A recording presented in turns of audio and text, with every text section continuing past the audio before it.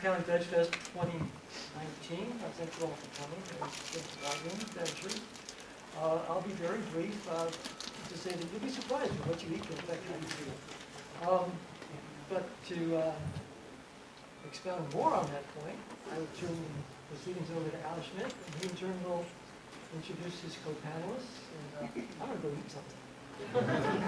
All right, as it says, thank you, John.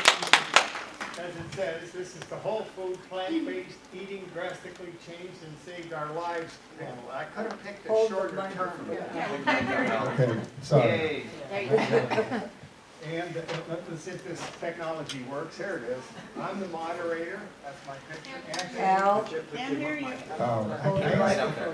All right. People keep nagging me, I'll do it right. All right. Anthony is there, and Esther Loveridge is there, and they will be introduced. I'm going to get up and talk too long. Esther will get up and talk a bit, and Anthony will, and then we'll take questions from you, because that's what a panel does. All right? Starting off, let me go up here. That way I can sort of be above you guys. Can't hear you. You gotta put the Oh, microphone, right? this is going to be fun. I can't. Oh, all right. Here we go. This is my journey eating whole plant food diet and how it changed and saved my life at 80. And I was just at 80 years old, I was diagnosed with end-stage coronary artery disease. And if that sounds serious, it's because it is. I basically was a coronary cripple. I couldn't do anything. But it didn't just all of a sudden pop onto me at 80 years old. I had a history. And when I was 48 in 1985, I had 5-valve bypass surgery. And that was the most traumatic experience in my life. I felt like somebody put me in a huge gunny sack. All my ex-wives came over and beat the daylights out of me. And then they threw me down the stairs while I was still in the bag. So my father had died at 59. I was 48. So I took the pledge and I said, no red meat and go on a low-fat diet. Now this was in the 80s when people were eating 35 to 45% of fat. So I said, I'm going to do it for 25% fat. 1999, I retired, moved up here, took up bicycling. In 2005, I had a minor heart attack. I was out on the bicycle, had back pains, turned the bike around, put the bike in the truck, and went home. The pain didn't go away, so I went to the hospital, and they put a stent in. Now, I remember thinking, I told you how traumatic bypass surgery was. Well, the first stent was no big deal. They just put it in. I spent the night in the hospital. I came home, and all my symptoms went away. 2013, I started to have chest pains. Again, they put another stent in, but the pain didn't go away. So 2014, they gave me some drugs, Imdor and Renexa. Imdor is a time-release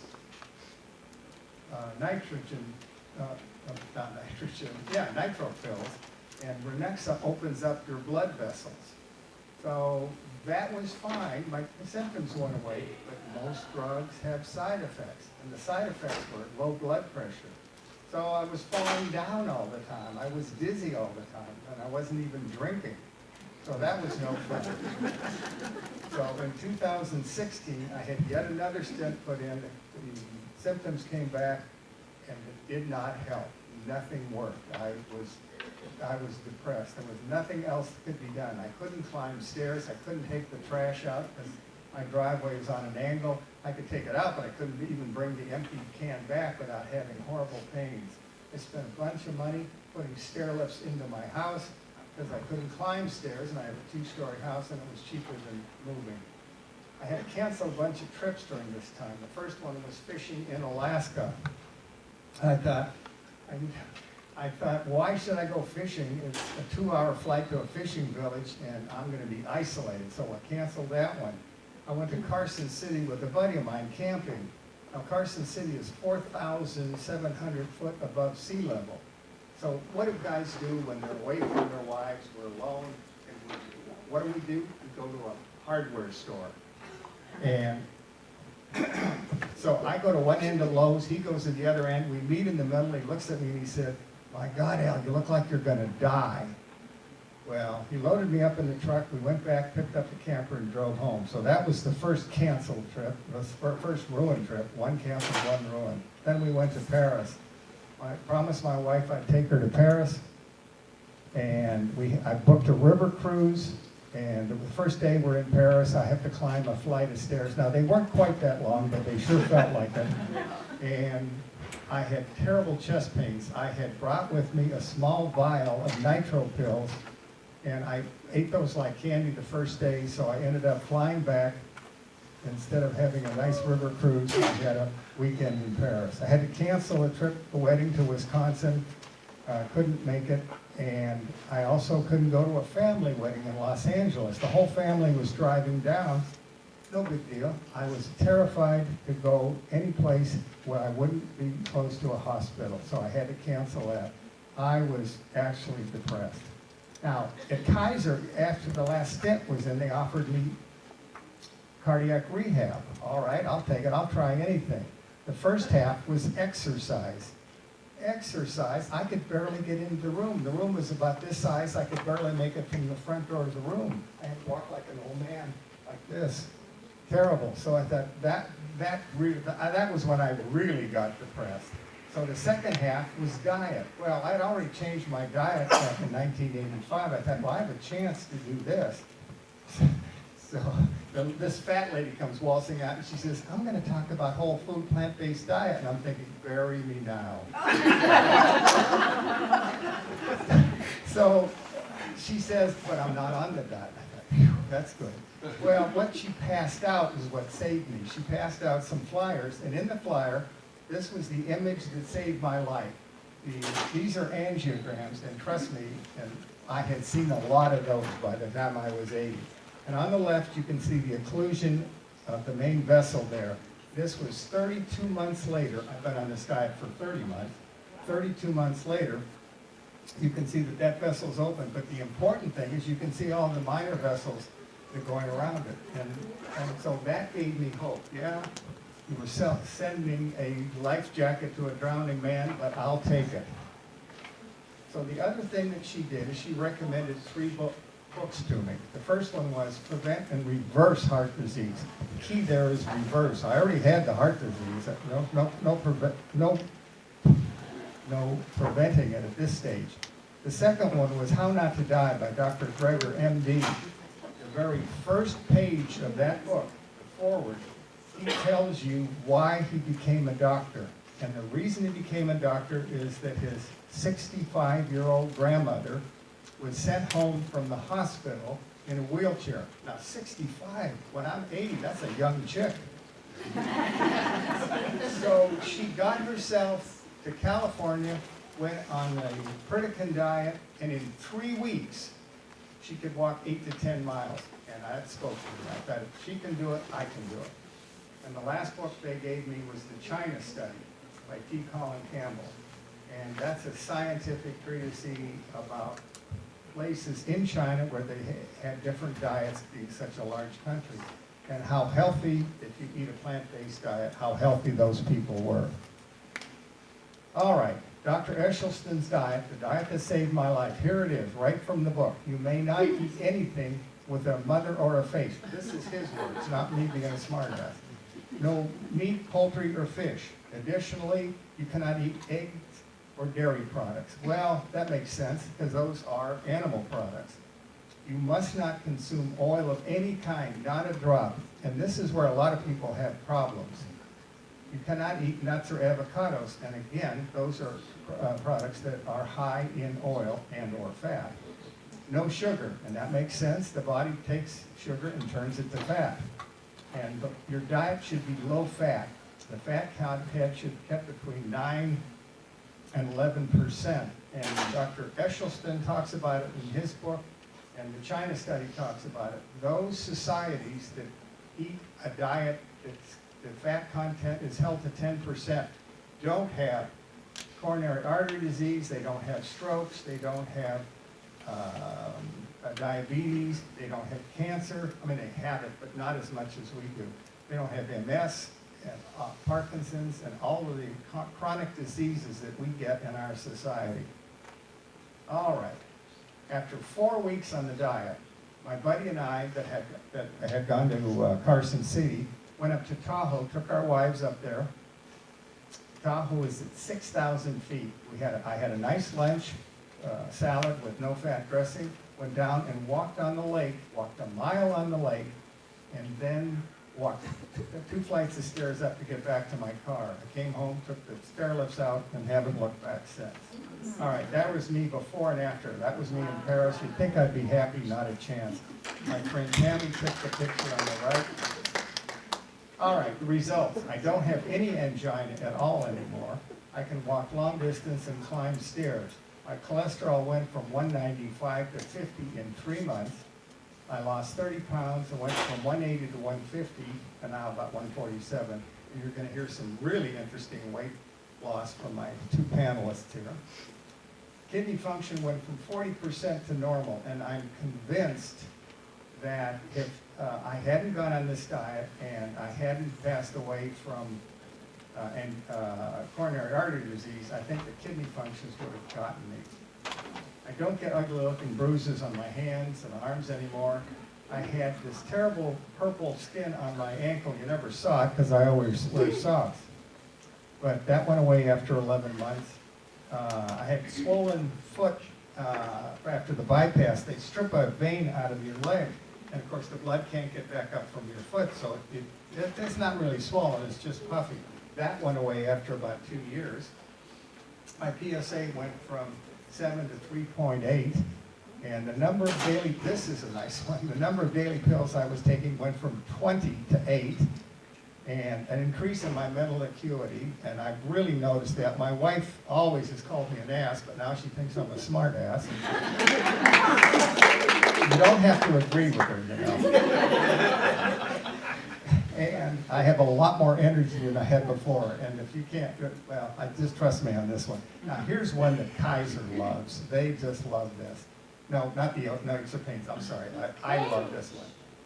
I'm 83 years old, and I get up in the morning, and that's it. I don't have aches or pains. I absolutely love this. The next one is the one that Kaiser loves. I haven't been in an ambulance to go to the ER for chest pains for 30 months. That's the longest period of time in the last 12 years that I haven't gone to the ER. They come up to the house, oh, it's Al again, how you doing? I used to get frequent ambulance mileage. I went on average, I joke about it, but I went on an average 3 to 5 times every year. All right. This is funny. In January 2017, I met with my cardiologist. She asked me if I had any angina. No. She asked me if I had chest pains. I said no. She asked me if I was still taking Imdor, the time-release nitro. I said no. She asked me if I was taking Renexa. I said no. She asked me if I was feeling dizzy. I said no. She asked me if I was feeling weak. No. Then I told her I climbed 4 flights of stairs to get to her office. So she sat down and she says, would you mind sharing your experience with other people at Kaiser? And I said, no, I wouldn't mind. All right, what have I learned? Your body has an incredible ability to heal itself if you just let it, by not putting bad stuff in your I was so blown away by this that I bought 10 copies of those 3 books, and I gave them to friends and relatives, and they just sat there gathering dust. And I mentioned this to somebody, and they said, well, you can lead a horse to water, but you can't make them drink. And I'm thinking, yeah, but they're not horses. All right. And what I learned was that you cannot care more about someone's health than they do. And you must, this was for me, I can't speak to the rest of the panel, but you must surround yourself with like-minded, whole food, plant-based people, because they support you. Your carnivore friends do not support you. If you're lucky, they won't sabotage you. And here's the important thing. You look up to your carnivore friends, and when they talk about their aches and their pains and their joints and this and that. You talk to your plant buddies, as I call them. We talk about the food that we eat, what's healthy. Here's a new thing, try this. We talk about things, and it's positive versus negative. And if you're not part of the solution, you're part of the problem. You have to care more about your own health than other people's feelings. And the longer you successfully stay on the diet, the more people respect you. And that one shocked me, but it's happened to a lot of my friends. I said, I don't know if I could do what you do, Al, but I have to hand it to you for staying on it for 2 years. All right, it's not how long you live, it's how well you live, and it's never too late to go plant-based. If I can do this, and I did it at 80, anybody can do it. All right, that's the end of it.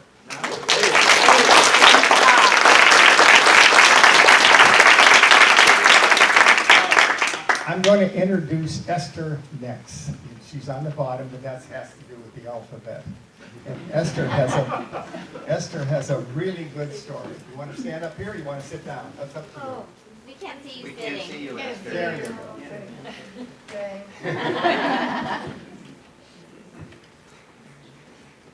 I'll see how well I do stairs, huh? Not too bad, not too bad. Well, welcome to all of you and thank you for being here. Excited to see people who care about themselves and people who care about other people. I don't have a canned presentation to give you, so I'm just going to wing it. We just got back Tuesday night after 16 days in Asia, and I'm still not sleeping, but I'm here and I'm happy and I'm very active. I guess my story, without going back to childhood, would begin about the same time Al did. It was July 13th of 2016. I weighed 257 pounds, and that was pretty good because I had weighed 282. So I'm down 150 from my all-time high. I went to see the doctor because my husband was here. We like to travel, and we've been really all over the world. It's been a wonderful life for us.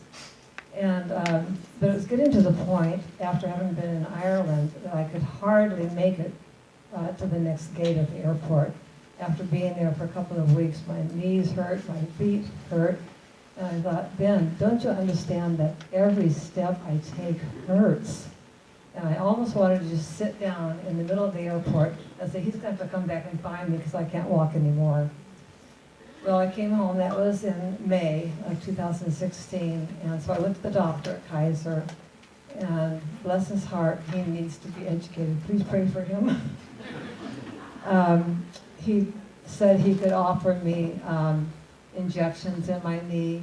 He could offer pain medication because we had another trip coming up to China in September, and I didn't like either of those two. And he said if I wanted to have my knees replaced, I would have to lose 70 pounds first. Well, I'm all about having choices in my life, and when I heard that, I thought, I don't have a choice, do I? Because I had to lose the weight before I even had the choice to have surgery. So my good friend, Nora, is right here, and she gave me, and I'm kind of a cheapskate, I don't like to spend money. And she gave me Dr. McDougall's Maximum Weight Loss book, so I didn't even have to pay for that. And it's just, you know, when things come in your life at the right time, the coincidences aren't coincidences, but they're blessings. So I read the book, and it just made so much sense to me, and I thought, I'm going to put that sucker to the test. I'm going to follow that book to the T, and if it works, then he's going to get the credit for saving my life. Well, my dear doctor at Kaiser said, after I had started doing this program, he said, if I told people to eat like that, they would say, that's not real food. And he said, besides, here in South Sacramento, he said, there aren't any Whole Food or any health stores. And I tend to respect authority as much as I know how to, but I just had to speak out. And I said, you know, you don't need a health food store, you just need a produce department. That's all you need. Well, needless to say, I realized that he wasn't going to be the doctor to support me in this journey. Through friends at the gym, I learned that there was a Dr. Mosqueda at Kaiser, and I didn't know if I could get in to see him or not, but I found out that he was full, and he was not accepting new patients. So I kind of went in the back door and I said, how about if I just make a consultation appointment? Well, after he met me and realized I'd already been doing successful on the diet, he did accept me as a patient. So it's just wonderful having that medical support. So that was July of 2013 when I started reading the book and started following the program. And just a few weeks later, we went to China as planned. And I did take some pain medication because I wanted to enjoy the trip and get through it. But it just seemed like it wasn't long at all, and I lost 6 inches off of each knee. I mean, even before I lost all the weight, I think it was releasing the toxins or whatever's going on with your body. I'm not a doctor, but it was just wonderful how the inflammation went down. So then I just kept on going on it, and then we took another trip. Let's see, it was the same year then? No, let's see, 2017. 2017, we were on a cruise, and I've learned that I can travel this way and still eat and maintain my program. We've been on 4 cruises while I'm losing weight, and people say, well, how can you do that? There's all those buffets, and it's true, there is that. But when you're committed to following a program and you're going to test that doctor to see if he knows what he's talking about, it's possible to do that. So we just went on a cruise, and I got acquainted with a Tai Chi instructor, and her friend was involved in wanting to get a group of people to go to China to learn their ways about being healthy. But when he heard my story, he said, well, do you think I could get a couple of people together here on the ship, and would you tell them your story? And I said, well, yeah, I guess if it would help. So he got maybe 12 or 15 people together in one of the little lounges, and we just sat around and talked, and I told my story, and they were rubbing their knees, and you know, it was just kind of a fun thing. Oh, in the meantime, he also asked, could I videotape it and put it on YouTube? And I thought, well, yeah, I guess so. So he really kind of wanted to use my experience to justify what he wanted to do too, which is fine, I didn't care. And so it went on YouTube, and you know, there were a few hits, not too many, but that was kind of my beginning then. So anyway, I've continued on. Then after that, oh, I know, I was at the gym, and one of the gals who probably weighs between 350 and 400 pounds said to me, Esther, you need to start a group on Facebook. And I said, no, I just need to tell people to read Dr. McDougall's book, to watch Chef AJ, and there's just all these people that have already put all the information out there. So I said, I don't need to reinvent the wheel. And she said, no, there will be people that know you, and you're a real person, and it will make a difference. So I thought, well, it's not an ego trip for me, but I went home and I thought about it. I said, well, maybe there's some validity to what she's saying. So I started Esther's Nutritional Journey on Facebook, and I think I added about 6 of my family members who were interested in.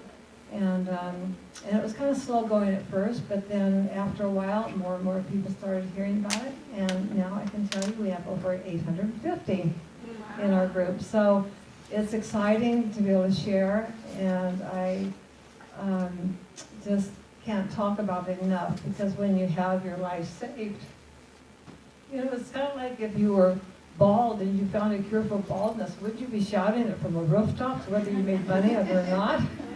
You know, and so that's kind of what I've done. Well then, so that cruise video was, well, the first thing I guess was the journey group on Facebook. And then the cruise thing did the video. And then, I don't really remember how it all happened, but Dr. McDougall's group selected me as the star McDougall. So that kind of boosted things going along. And then just a few months ago, then he did a follow-up. What's Esther doing now? So then I was able to say that, you know, I'd done the cruise thing and I was a star McDougall. And then Corinne Niger from Australia contacted me and said, could she interview me? And I said, well, okay. So I thought it's really fun talking to somebody from Australia. So she interviewed me and put it on her podcast number 54. So then all these Australians started joining my group. And then I wanted to pay back to Dr. McDougall because he had done so much for me. So I thought, how can I do that? I didn't even have to buy his book. And in the meantime, like Al, I had bought, you know, I told you I'm cheap, right? So I didn't even give him the money for producing the books. I'd go on eBay and buy used books and give them out to my friends. That was too, you know, it wasn't going to help him any, but that's what I did. And then I thought, well, how can I pay back to Dr. McDougall for what he's done for me? And so in last summer, then I took the Starch Solution certification course, because that costs money, and so that kind of would help him out a little bit. And then in September, my husband and Nora and I and another friend, we went to his 3-day workshop in September, and I got to meet him. And if you want to see what his autograph looks like, it's in my book. So it's just been a wonderful journey, and everything that Al said is true, and the benefits are so fabulous. Not only have I lost the 150 pounds, but listen to this, I'm off all medications. I was on statins for cholesterol. I was on sleeping pills for sleeping. I was on, oh, listen to this, I was on lithium. And if any of you know what lithium's about, it's, okay. I was on that. And I had GERD, and I had sleep apnea, and I had, but if you asked me if I was well, I'd say, well, yeah, I'm fat, but I'm well. I mean, there's nothing wrong with me. And I had constipation, but I mean, everybody's got that, right? And, I can't remember all the things that were wrong with me, but, and then of course I was taking pain pills for the knees.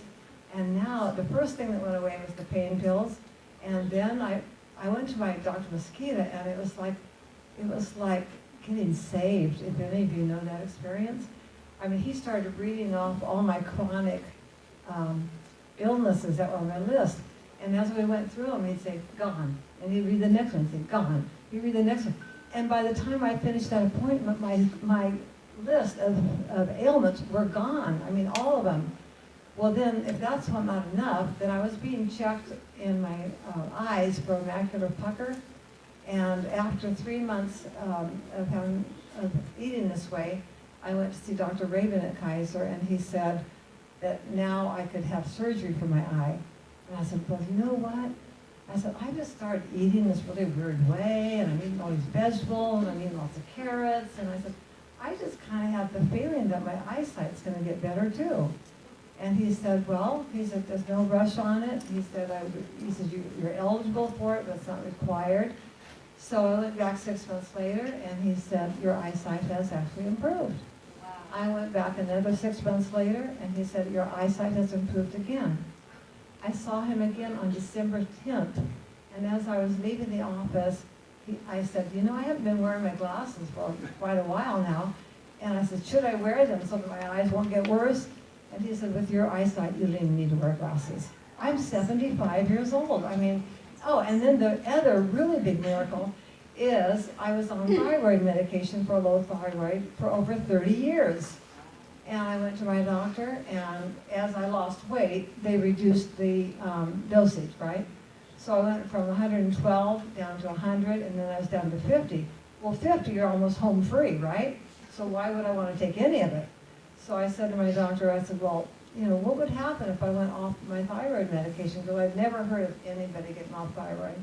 And he said, well, he says, you might gain some weight, and he says, you might not have as much energy. And I said, I'm willing to gamble. You willing to work with me? And so he said, yeah. I said, go ahead and go off for 6 weeks, and I'll retest you. So 6 weeks later, I come back, and I get tested, and I'm at 5.59. And that's just a little bit over the high, or the range that they would want it to be. And but I kept losing weight. I even lost more weight then.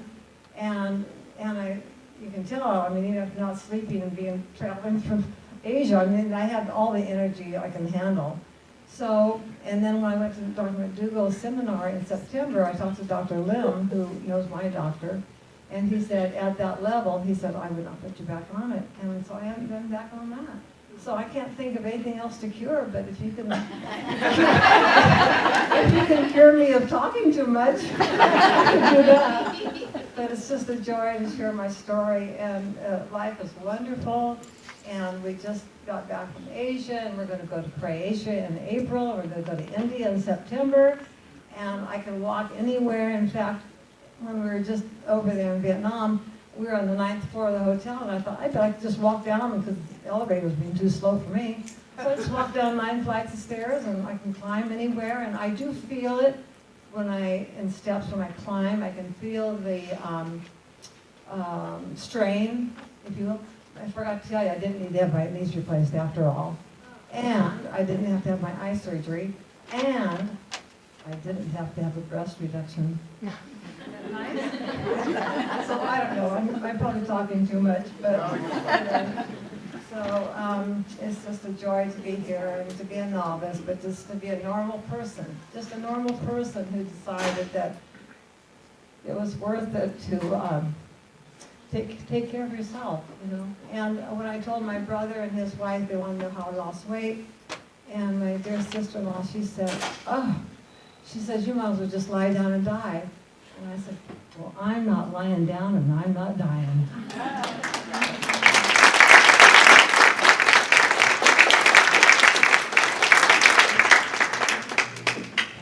Thank you very much. I told you it would be good. And now we've got Anthony. Anthony's got his story also.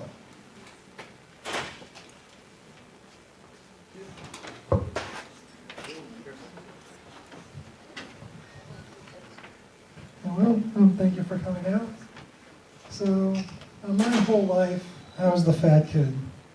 In PE, I'd be that one kid behind everyone else, running their lap and gasping for breath.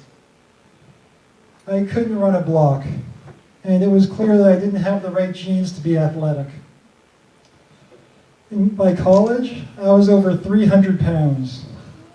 And by 28, I weighed 335 pounds.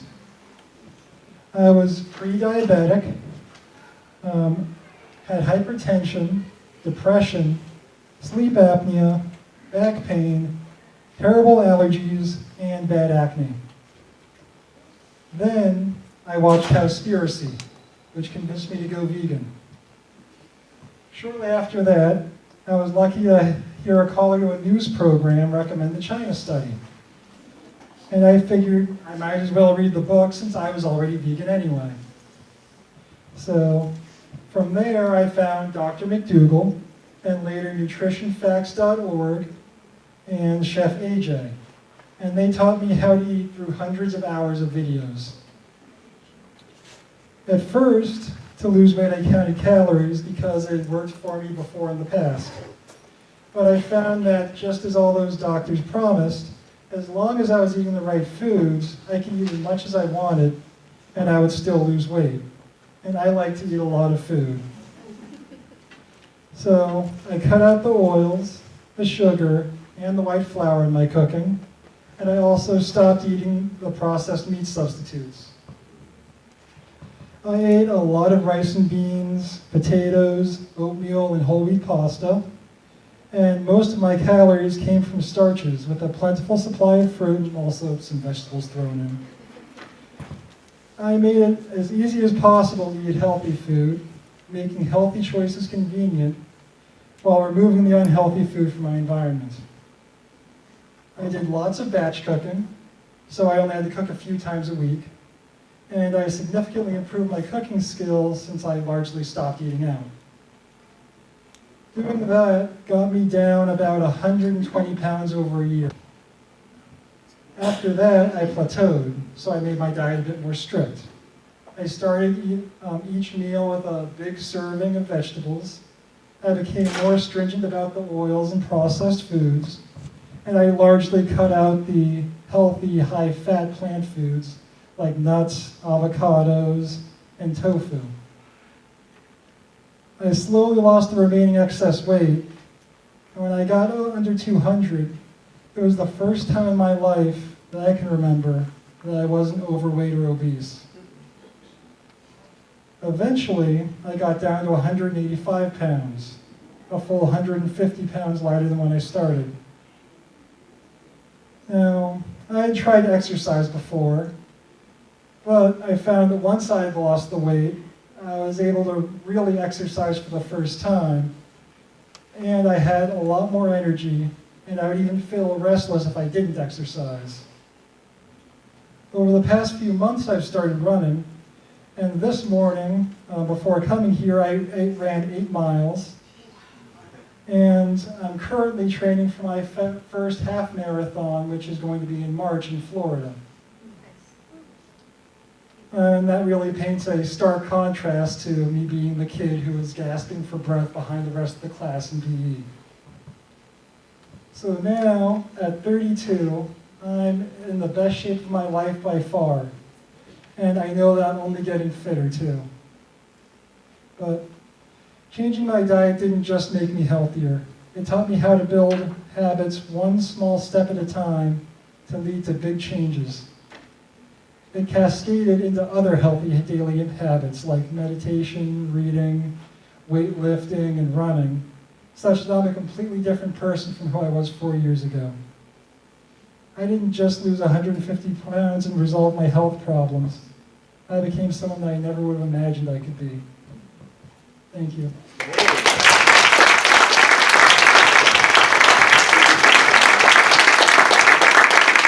All right, there you've heard 3 incredible stories. Now, let's open it up for questions. Yes, sir. I have a question for Esther. Yes. Your trip to Asia, how did you do the food in Asia? Normally the banquet style every day? Yeah, we just came back from, we went to Cambodia, Laos, Thailand, and Vietnam. And I tell my travel agent, in this case it was Gate 1, that I'm vegan. And so that sets the stage so that at least you get better options on the airplanes. And then every hotel we went to, they had really great food. And breakfast, they had so many vegetables in Asia that we don't even have here in America for breakfast, you know, typical hotels. So the hardest thing is the oil. And I did the best I could. I wasn't perfect, but I just would always get a lot of vegetables, and I take pictures. With my journey, those people keep me accountable, so I take a picture of everything I eat every day and post it on Facebook. So that keeps me honest. And also I try to make a pretty plate so that they want to do it, you know. But anyway, so you just do the best you can. You don't have to have alcohol, you don't have to have the ice cream, you don't have to have the breads, you don't have to have a lot of stir fry, but I would have, and I learned towards the end of the last hotel that I could ask for steamed rice because they always had fried rice available.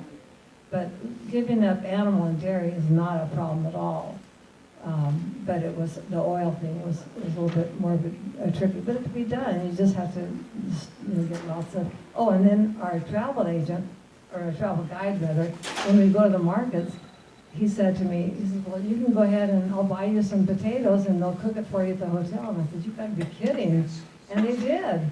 I mean, I got a couple of potatoes and had them cook them at the hotel for me, and so.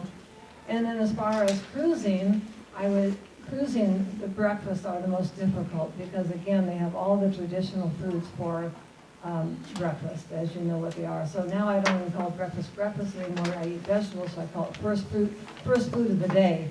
Because you say breakfast, and that conjures up other images in your mind. So I'd have oatmeal for breakfast on the cruises.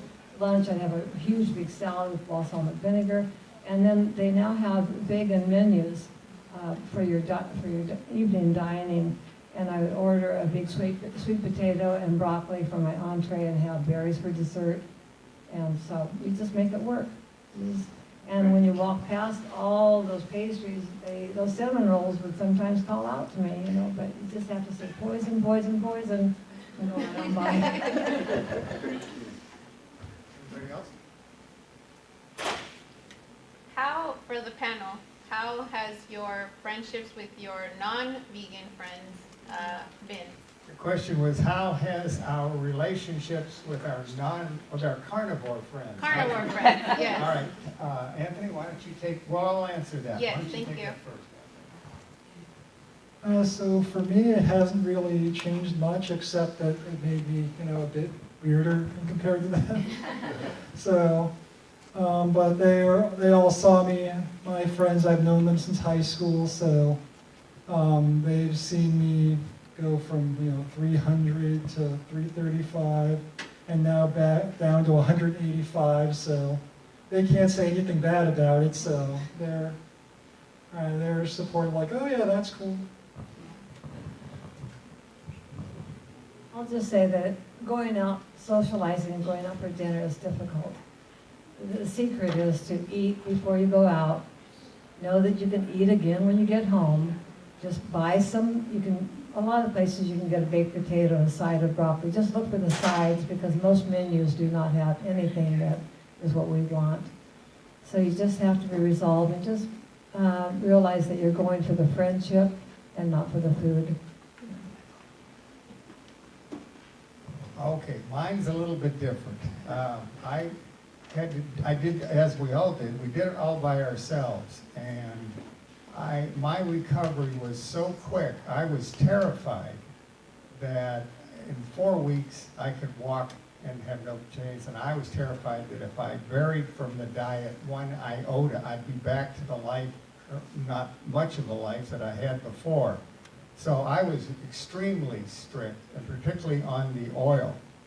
And I took a class from Ruben Guzman, and he said if you look at your 5 closest friends, you will all share the same values, have the same goals, and everything. And so I thought, I need all new friends. So, so I joined the Sacramento Vegan Society, the Sacramento Vegetarian Society, and Forks Over Knives, and made a whole lot of new friends. I still maintain with my carnivore friends, and one of them I have convinced to become plant-based, but he still can't cut down on the oil. And after 2 very uncomfortable, or a year and a half, very uncomfortable with my wife, she has now joined the program, and it's made my life so much better. Any other questions? Yes. I have a question for Esther regarding the macular degeneration. It follows the macular degeneration. Macular degeneration. It follows in my family, and I have a protocol for ice smoothies, basically, that's supposed to reverse it. We're still trying them on my mother because her eyesight is dwindling. If mixing, can you use like the frozen fruits and things and veggies in, or are you suggesting that everything be fresh? Have a go at that when you're done. Let me clarify, I did not and do not have macular degeneration. I have a macular pucker, which is a different condition, so I can't address that. But when it comes to, I'm a whole food plant-based eater, so every opportunity I have, I will not take juices or smoothies. Some do, but it's got to be the whole food for me. Well, I think my question is it frozen versus fresh? I don't know the answer. On fruits? Yeah, eating the plant-based diet. Do you do Oh, all fresh pretty fruits? much that's pretty much a wash. Okay. Yeah, however you can get it. Okay. Just Same discussion on organic vegetables. Vegetables are great. If you can get organic, even better. But get the vegetables regardless of just checking. how you can. So yeah, frozen foods are fine. I would like to address the macular degeneration. Like Esther, I went to McDougall's 10-day live-in program, and I also have a book signed by him. But he talks, one of his lectures is, if you have the blood vessels to your heart are not adequate, you have angina. If the blood vessels to your ears are not adequate, you have tinnitus or ringing in the ears. If the blood vessels to your legs aren't adequate, you'll get leg cramps. If the blood vessels to the male penis isn't adequate, you have impotence. If the blood vessels to your eyes aren't adequate, you have macular degeneration. If the blood vessels to your brain are not adequate, you get Alzheimer's and that sort of thing. So I can speak to, if you go on this diet, fresh or frozen, your blood vessels will expand in 4 weeks. Now that doesn't mean that we'll reverse a lot of those diseases, but it will stop, from what I've read, and I've been studying this for almost 2 years now, it will stop things like MS in its tracks, it will stop Alzheimer's, won't necessarily reverse them, but it will stop them. All right, any other questions? Yes, yes. Listening to Esther's story is quite inspiring because all the things you talked about, we incur those kinds of difficulties. We just went on this Whole Foods plant-based program about a year ago, a little over a year, with Dr. Mesquita, who's heading a study there. And you don't have to do it on your own. I don't know that we could do it on our own because you really get a lot of guidance and support through this program. There were many foods that we didn't even know about. My husband, his favorite food was prime rib. I mean, you know. That was his favorite food, but his health has improved dramatically. And talking about going to, you know, how many trips to on the ambulance to ER, you know, we were doing that, and it just kept, and since we've been on this program, it has been absolutely amazing. But we're somewhat reluctant to try, we have grandchildren. My husband would like to take them to China to see the sights there. But I'm reluctant to go because it is a third world country, and what kind of health care would you actually get if you needed it? I suppose that's true anywhere you travel. Can I answer that? Does this work? Oh, somebody turned it on. All right. I'd like you to get onto YouTube and search for Dr. Esselstyn. And he talks about coronary artery disease is basically a toothless tiger. And you don't have to worry about it. If you go on this diet, you pretty much are going to be heart attack proof. I went, okay, last summer, in July, I went on a 7,000-mile, 31-day trip. I took my 82-year-old body, and I was in my 16-year-old truck towing my 26-year-old trailer, and I went for 31 days across the country. And I did it without worrying about it at all. So trust me, if you go on the diet, if you stay on it and don't eat oil, you will be in good shape. Dr. Esselstyn talks about once you get your cholesterol to 150 and less, your body starts to regenerate its blood vessels. That's without medication. That's without any medication. I don't take any heart medication. I do something for my rhythm, but I don't take any statins or anything like that. The thing about the difference is going across America, you do have access to medical care should you need it. I go to the desert for 3 or 4 weeks, and there's nothing out there, trust me. By the time they got out there, it would be, yeah. Well, that's why I wouldn't go to a fishing village. It's 2 hours away by airplane. But I would go now, except I can't eat fish. Why would I go? Just one other point. Just practice one your other casting. point. Yeah. Yes, I can do that in the front yard. One other point there. We learned about a vegan cruise. Many of you may know about it. We did not. As soon as I took it. Did you? As soon as we heard about it, we signed up for it. It leaves March 3rd, so it will be our first. We're on that. Are you? Yes. We're on it. Oh, I'll see you on it. Yes. Are you one of the speakers on the? No. Is Dr. Esselstyn going to be there? I don't know. Yes, he is. We'll see you on it. We'll talk to you about this after. All right. I Any think other I read questions? that. Yes. Al? Yes. I'd like to know, like, what's your favorite, for the panel, what's your favorite food that you eat every day? Good question.